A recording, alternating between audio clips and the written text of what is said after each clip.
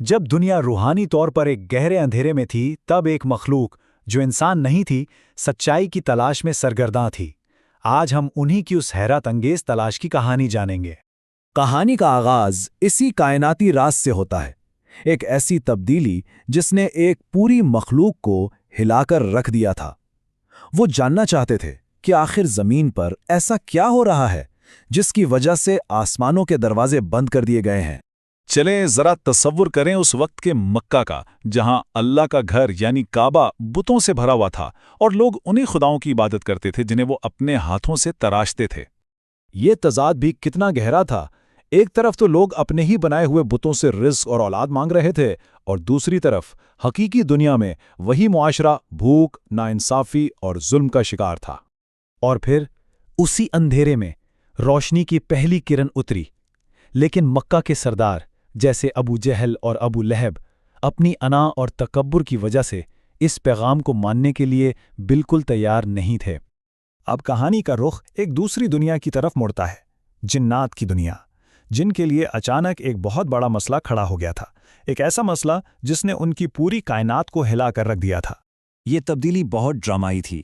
پہلے تو جنات کے لیے آسمان تک رسائی ممکن تھی، وہ فرشتوں کی باتیں سن کر زمین پر اپنے کاہنوں اور جادوگروں کو خبریں پہنچایا کرتے تھے، لیکن اب اچانک ہر راستے پر آگ کے شعلوں کا پہرا تھا اور آسمانی خبروں تک رسائی بالکل ناممکن ہو چکی تھی۔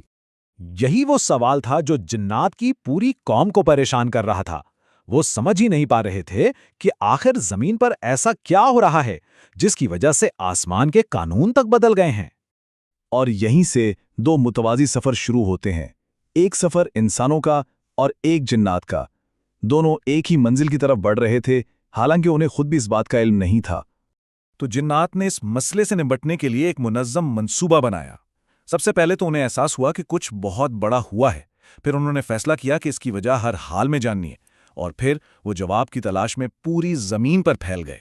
تو دیکھیں، ایک طرف اللہ کے رسول صلی اللہ علیہ وسلم مکہ سے نکل کر قبیلہ عقاص کی طرف اپنا پیغام لے کر جا رہے تھے، اور دوسری طرف بالکل اسی علاقے میں جنات کا ایک گروہ اپنے اسی سوال کا جواب تلاش کر رہا تھا۔ اب کہانی اپنے عروج پر پہنچتی ہے۔ فجر سے کچھ دیر پہلے کا وقت، جب رات اور دن کے درمیان ایک گہری پرسکون خاموشی چھائی ہوئی تھی۔ اسی خاموشی میں جب نبی کریم صلی اللہ علیہ وسلم نے نماز میں قرآن پڑھنا شروع کیا تو جنات کا وہ گروہ اس آواز کی طرف ایسے کھچا چلا آیا جیسے کوئی پیاسا شخص پانی کی طرف بھاگتا ہے۔ یہ آواز سنتے ہی وہ فوراً پہچان گئے، یہ الفاظ، یہ لہجہ، یہ کسی انسان کا ہو ہی نہیں سکتا تھا۔ یہ یقیناً وہی کلام تھا جس کی حفاظت کے لیے آسمانوں پر پہرے لگا دیے گئے تھے۔ اس کلام کا اثر اتنا گہرا تھا کہ جیسے ان کی دنیا ہی تھم گئی ہو، ان کے قدم زمین میں جم گئے اور سینوں میں جیسے کوئی بند قفل ٹوٹ رہا ہو۔ وہ ایک دوسرے سے صرف اتنا ہی کہہ سکیں، خاموش ہو جاؤ اور سنو۔ اور بالآخر جنات کو اپنے سب سوالوں کا جواب مل گیا۔ وہ عظیم واقعہ دراصل قرآن کا نزول تھا، ایک اتنا مقدس پیغام کہ اس کی حفاظت کے لیے پوری کائنات کا نظام بدل دیا گیا تھا۔ اس ایک لمحے نے سب کچھ بدل دیا۔ جنات جو جواب تلاش کرنے نکلے تھے، اب وہ خود پیغام پہنچانے والے بن چکے تھے۔ ذرا ان کی تبدیلی کی رفتار تو دیکھیں۔ پہلے انہوں نے راز کو سمجھا، پھر فوراً ایمان لے آئے، اور پھر بنا دیر کیے اپنی قوم کو خبردار کرنے کی ذمہ داری اٹھا کر واپس لوٹ گئے۔ وہ اپنی قوم کے پاس واپس گئے اور اسی جوش اور ولولے کے ساتھ یہ خبر سنائی۔